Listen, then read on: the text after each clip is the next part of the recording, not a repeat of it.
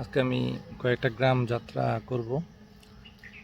এটা হচ্ছে বাগানবাড়ি, আমাদের যশোরপাড়া গ্রামের মধ্য অঞ্চল। এখান থেকে আমি কয়েকটা গ্রাম যাত্রা করব। তো আমার সঙ্গে থাকেন, যারা যারা আমার সঙ্গে আজকে থাকবেন সব কিছুই দেখতে পাবেন। এখন বিকাল 3টা, প্রায় 32-33 ডিগ্রি তাপমাত্রা। যদিও প্রখর রৌদ্র নাই, তারপরও অনেকটা গরম, ব্যবসা গরম করতেছে। তো চলেন সামনে যাই, দেখি আমরা আজকে কোন কোন গ্রাম ঘুরবো, সবগুলোই আপনাদের দেখাবো। আশা করি আপনারা সবাই আমার সঙ্গে থাকবেন। আমি এখন যে জায়গাটায় দাঁড়ায় আছি সেটা হচ্ছে চাঁদপুর এবং আমাদের যশোরপাড়া গ্রামের শেষটা। এখান থেকে সামনে একটা রেল ক্রসিং পাওয়া যাবে। রেল ক্রসিংয়ের কোনো গেটম্যান নাই। এই রেল ক্রসিং যে নিজ নিজ দায়িত্বে পার হবেন, কারণ এখানে প্রায় দুর্ঘটনা ঘটে। যেহেতু এখানে কোনো রেল গেট নাই, তো সবাই নিজ নিজ দায়িত্বে পার হবেন। আর এটা দক্ষিণ প্রান্ত, এখান থেকে কখন ট্রেন আসে ঠিক বলা যায় না, তো সবাই সাবধান থাকবেন। এটা হচ্ছে লোহাগাড়া থেকে ঠাকুরগাঁ যাওয়ার মেন রোড। এই রোড দিয়ে সব রকম গাড়ি চলে, আর এই রোডে অনেক গ্যাঞ্জাম থাকে সবসময়। আমি এখন যে জায়গাটায় অবস্থান করতেছি সেটা হচ্ছে চাঁদপুর ছেড়ে আমরা বনবাড়ির উদ্দেশ্যে যাচ্ছি। লোহাগাড়া এই মেন রোডের এই ছোট্ট ব্রিজটায় আমি কিছুক্ষণের জন্য থামলাম। তারপরে আমরা আবার সামনের দিকে যাব। আমাদের আজকের গন্তব্যস্থল কয়েকটি গ্রাম, তার মধ্যে আমরা সবচেয়ে প্রথমে ঢুকবো দোহাবাড়ি গ্রামে। চলেন আমার সামনে দোহাবাড়ি গ্রাম আপনাদের নিয়ে যাই। এটা হচ্ছে দোহাবাড়ি গ্রাম ঢোকার দক্ষিণ দিকের একটা রাস্তা। পাশে একটা কাজী ফার্ম আছে। কাজী ফার্মের এটা দক্ষিণ সাইডে একটা গেট, আর এই পাশে অনেকগুলো আমের বাগান। এই পাশ থেকে পিছনে একটা রাস্তা আছে, এটা হচ্ছে লোহাগাড়া থেকে আছে। আমরা এখন দোহাবাড়ি গ্রামের সামনের দিকে যাব। চলেন আমরা সামনের দিকে যাই। দোহাবাড়ি গ্রামের অভ্যন্তরে একটা সেগুন বাগান দেখলাম। দেখেন অনেকগুলো সেগুন গাছ, খুবই সুন্দর লাগতেছে দেখতে। সেগুন বাগানটার পাশে একটা ইউক্যালিপ্টাস গাছ আছে, ইউক্যালিপ্টাস বাগান। তো গ্রামের ভিতর এ ধরনের বাগান দেখতে পাওয়া খুবই মানে দুঃসাধ্য ব্যাপার। তারপরেও আমরা সামনে পড়লো, আমি আপনাদের জন্য অন্তত দেখার জন্য এখানে একটু থামলাম, দেখে খুব ভালো লাগলো। চলেন আমরা সামনে যাই। আজকে আমাদের গন্তব্য কয়েকটা গ্রাম আছে, আমরা দেখি আজকে কোন কোন গ্রামে যাচ্ছি। আমার পিছনের গ্রামটা হচ্ছে দোহাবাড়ি গ্রাম। দোহাবাড়ি গ্রাম ছেড়ে আমরা এখন বাইরে সামনের দিকে যাচ্ছি। এই গ্রাম ছেড়ে আমরা আরও কয়েকটা গ্রামে যাব। তো সামনের দিকে যাই, চলেন দেখি কি দেখা যায়।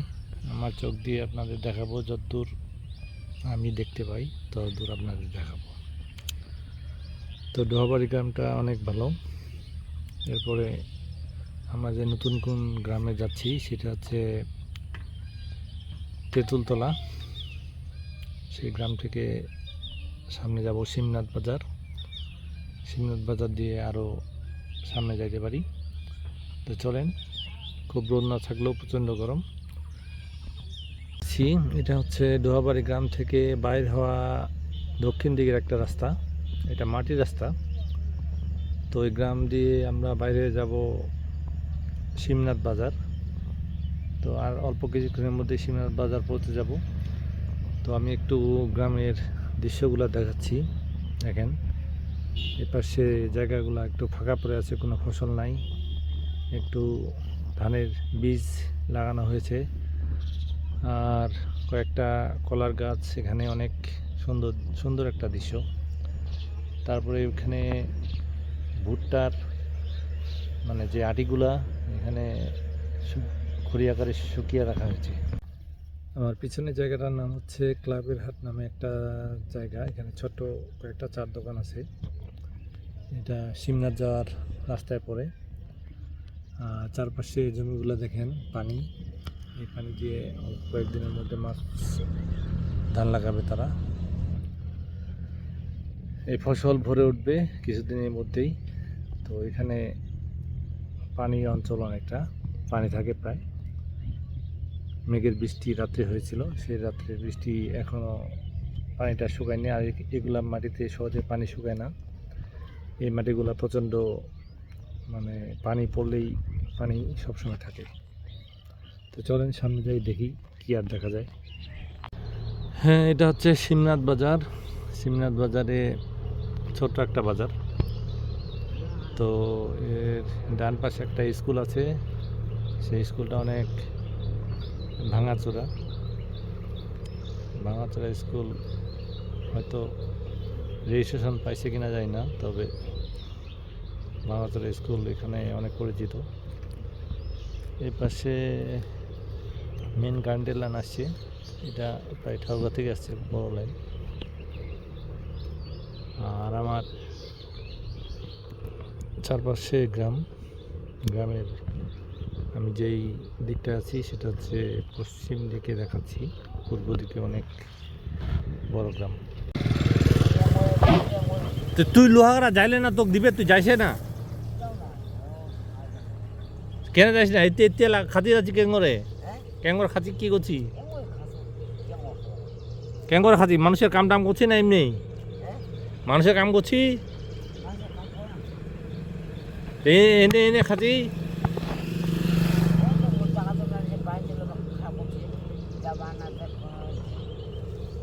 থাকছি কে দূর, রাত করে থাকছি কে দূর, কে দূর পাটকিয়া থাকছি। ওটা কি তো ঘর করে দিছে না এমনি রে? আছে তোর ঘর?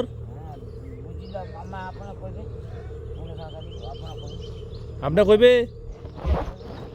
ও আচ্ছা। আমি এখন মোটামুটি শিমনাথ বাজার ছাড়ে চলে আসলাম সামনের দিকে। আমরা এখন এখান থেকে যাব আরও কয়েকটা গ্রাম।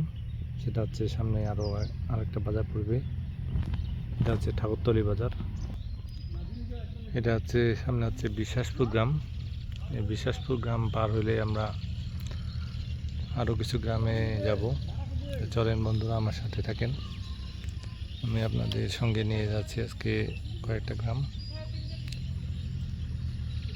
তো এখন তো প্রায় বিকাল, আর কিছুক্ষণের মধ্যে সন্ধ্যা হয়ে যাবে। তো দেরি আছে একটু, চলেন সামনে যাই, কি দেখি। আমার সামনে যে স্কুলটা আছে সেই স্কুলটার নাম হচ্ছে খনগাঁও বিশ্বাসপুর উচ্চ বিদ্যালয়। বিশাল বড় বিল্ডিং, গোটা স্কুলটা প্রায় 5 তলা। এখনকার নতুন স্কুলগুলো এরকমই হয়েছে। আমার সামনে আরেকটা ছোট্ট বাজার আছে, এটা হচ্ছে বৈরাখালী বাজার। আমরা এখন এই বৈরাখালী এই বাজারের পাশ দিয়ে চলে যাব সামনের দিকে। এই গ্রাম ছেড়ে আরও একটা নতুন গ্রামে। চলেন বন্ধুরা সামনের দিকে যাই, দেখি আমরা কি দেখি, সবই আমরা আপনাদের দেখাবো। তো বিদায় বৈরাখালী অঞ্চল, আবার আসবো, চলেন। আমার সামনে হচ্ছে ঠাকুরতলি বাজার। ঠাকুরতলি বাজারটা অনেক পুরানো একটা বাজার। তো প্রতিদিন বিকালবেলা এই বাজারটা লাগে। আর আমি যে রাস্তা দিয়ে যাচ্ছি সেটা হচ্ছে আমার পশ্চিম দিকে, পূর্ব দিকে ঠাকুরতলি বাজার, পশ্চিম দিক ধরে আমি আসতেছি। তো আমার পিছনে কিছু খড়ের গাদা করা গ্রাম বাংলার একটা ঐতিহ্য আছে, তো যেগুলো দেখলে খুব অবাক লাগে। কারণ শহরাঞ্চলে এই ধরনের দৃশ্য আপনারা দেখতে পাবেন না। গ্রামে আমরা সবসময় এই ধরনের দৃশ্যের সঙ্গে পরিচিত। রাস্তার পাশে এই ধরনের কারির গাদা থাকে, যে গাদাগুলা আমাদের অনেক উপকারে আসে। আমার পিছনের বাজারটা হচ্ছে সেই ঠাকুরতলি বাজার, যে বাজারটা আমরা হয়ে আসলাম। আমরা এখন আরও সামনের দিকে যাব। আমরা সামনের দিকে আরও পূর্ব দিকে আরও কয়েকটা গ্রাম ঘুরব।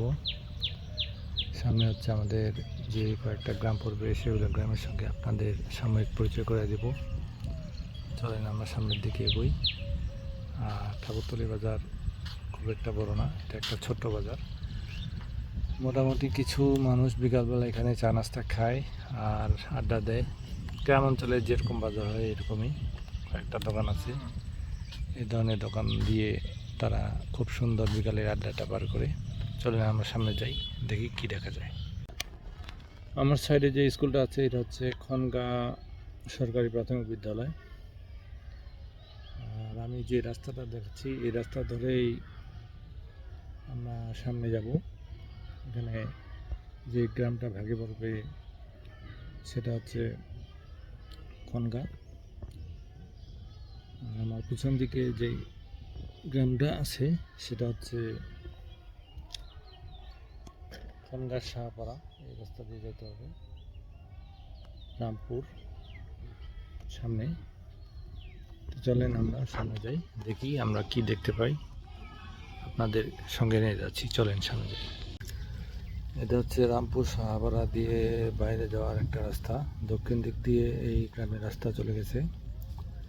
সকল গ্রামের মানুষ এই রাস্তা দিয়ে বাইরে হয়। উত্তর দিক দিয়ে কখনো কেউ বাইরে হয়, এই রাস্তা দিয়ে বাইরে হয়।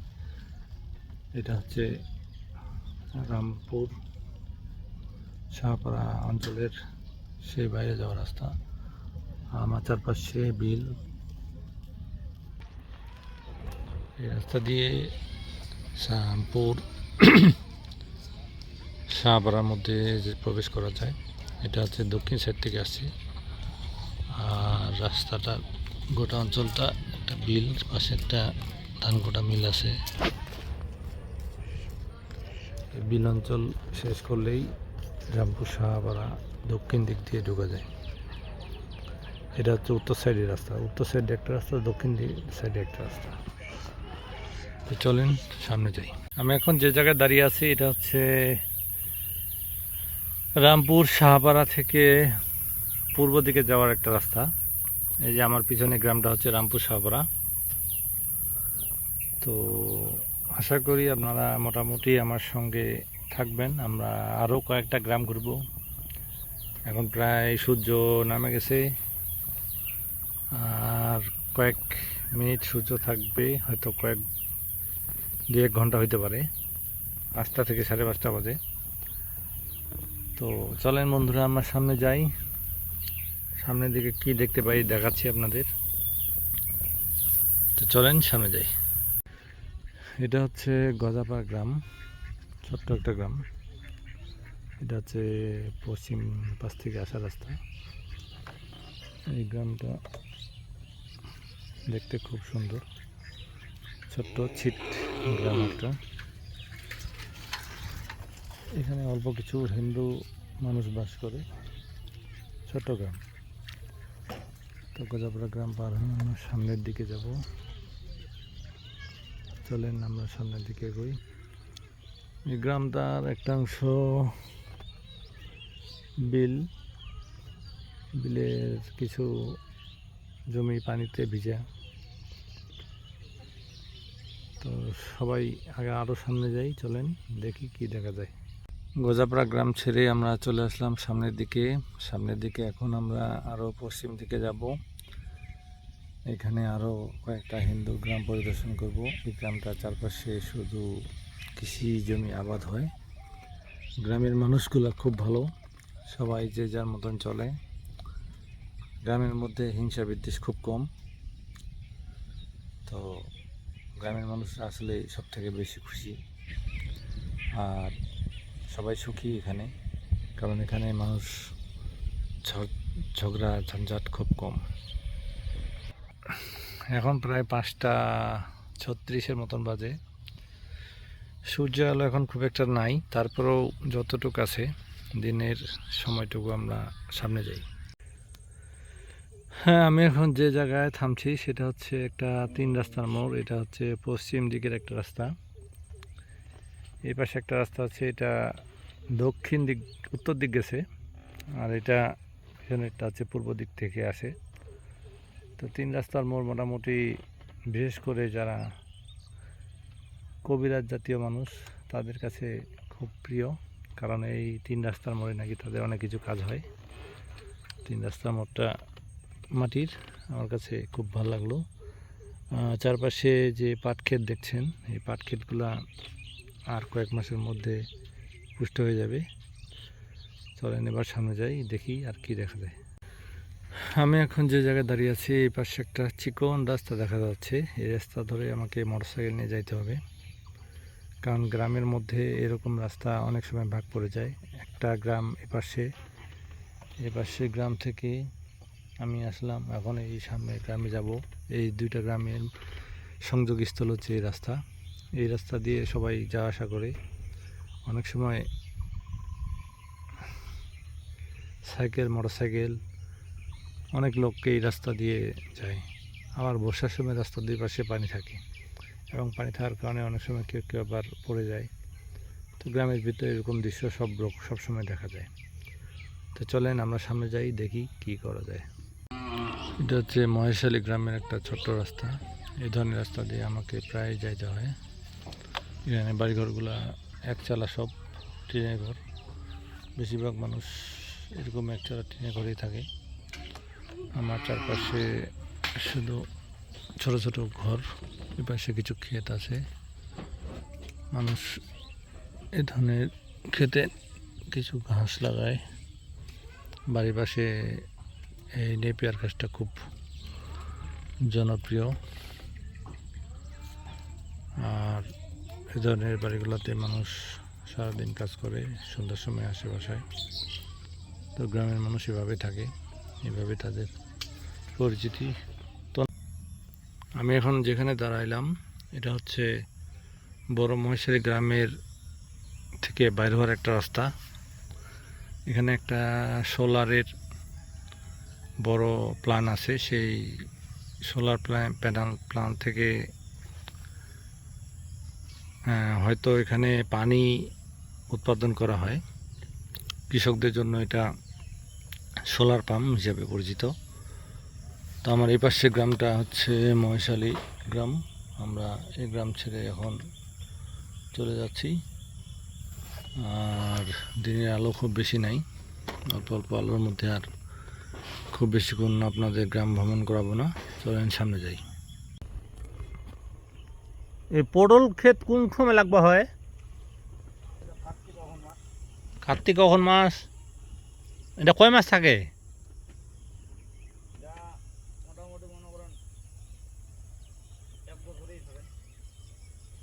এক বছর পটল ধরে?